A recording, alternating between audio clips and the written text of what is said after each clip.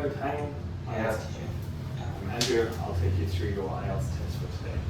All right. Okay. So let's begin. I'm going to ask you a couple of questions just for part one, and you do your best to answer them. Do you work or are you a student?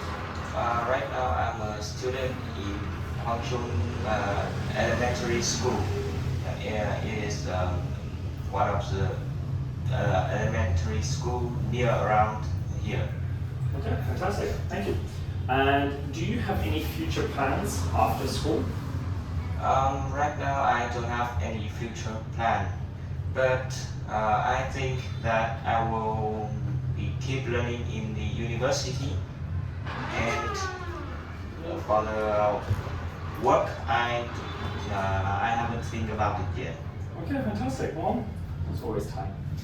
How long have you been learning English? I have learned English since I was like 4 or 5. I can't remember that. Okay. And do you think English will help you in your future career?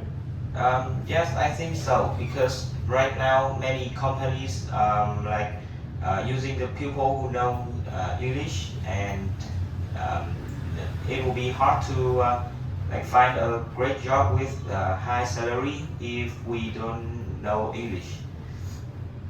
Good.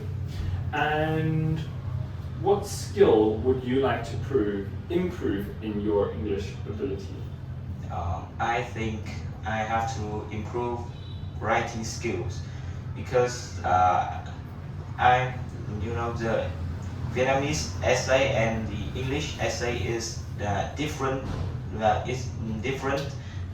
So when I write, I'm still writing when I still think in a Vietnamese way. So when I write it into English, it's like I am translating Vietnamese to English. So that's not quite right. Yes, that's not quite right. And sometimes my writing score is bad. So I think I have to improve it. Okay, interesting. Right. I think it's natural to think in your own language. Yes. And process, especially when writing. So I don't think it's too bad. Right. May I ask, do you live in an apartment or in a house? I am living in a house. Yeah.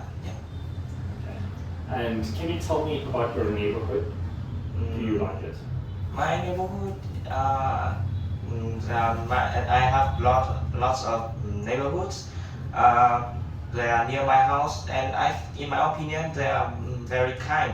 They give us some present, even if it's just like potatoes or tomatoes, and they are sometimes help us. And in the opposite, we sometimes help them to we sometimes help them to keep their keys, or giving them some presents too. Very good. And can you tell me about your dream house? My dream house, firstly, have a big garden and a big swimming pool. I think I would use the swimming pool in the summer, or sometimes it could be hot water swimming pool, so I can use it for every time I want. Next, I think the house should be like a villa. It has many floors, and especially it has to have table tennis or billiards table. Thank you. Yeah. What we're going to do now is I'm going to move towards. I'm going to ask you one more question, and then we can move on to part 2. Okay. So my next question is, do people in your country prefer to live in an apartment or in a house? I think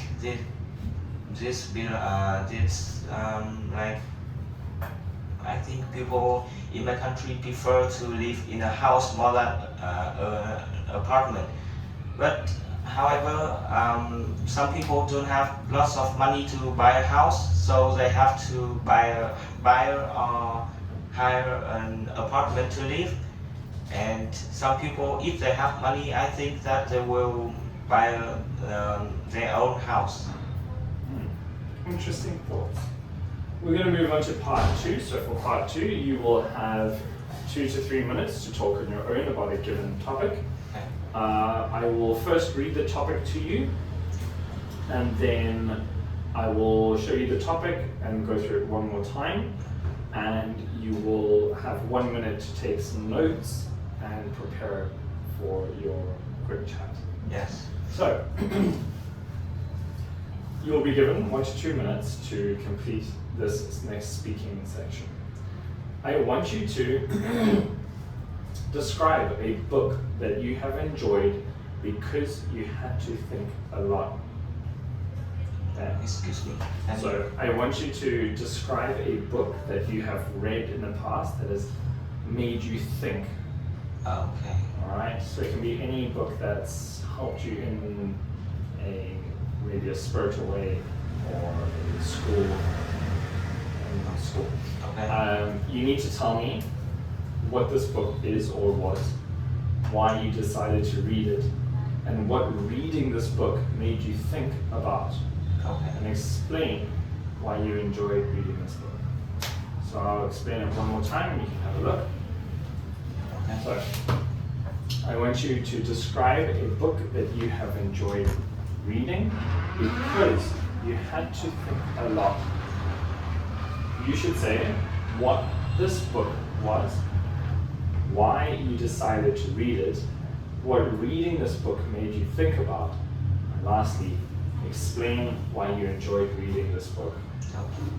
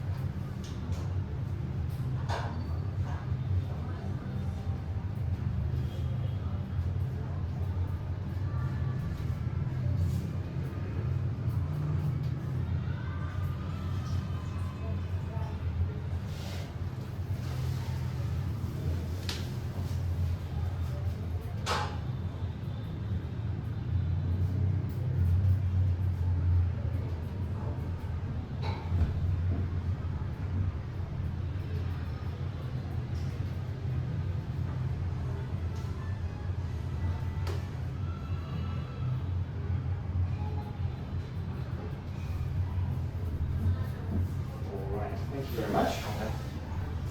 You've now got 1 to 2 minutes. So don't worry if I stop. Okay. So my favorite the book that I have read and made me like to think a lot is the book Harry Potter. It has my friends read it. I read it because at that time I really needed a new books to read and a new long story book to read, but I don't know what book to decide. So my friends talk about it for a long time, and I heard that many people said it is a great story, so I decided to read it. So the book, it is very like exciting and sometimes sad too. The book made me think about myself. It was like I think it is like the main character is Harry Potter, and when I read about him, I think about myself. I compare him to myself, and sometimes in the book there are some like situations make I think a lot, like mysteries, some mystery situation that I have to think a lot. It's talk about the adventure and I think a boy trying to kill the Lord, the bad guys named Voldemort, and I like it very much because it is like kind of adventure, and I like adventure stories. Fantastic. Thank you very much. That is the end of part 2. Now we're going to continue on to part 3, and for part 3 we'll have a discussion and extend on part 2. Okay? So what I would like to maybe help me understand or talk to me about, I want you to explain what are the most popular types of children's books here in Vietnam. I think the most popular children book in Vietnam is some fairy tales. It can be the Cinderella, or it can be the Snow White and seven. I can't remember. Seven Dwarfs. Yeah, yes, Seven Dwarfs. And I think it is popular because many people talk about it, from adults to child. Everybody always tell that story, and it is like keep passing through some generations. Yes. Perfect.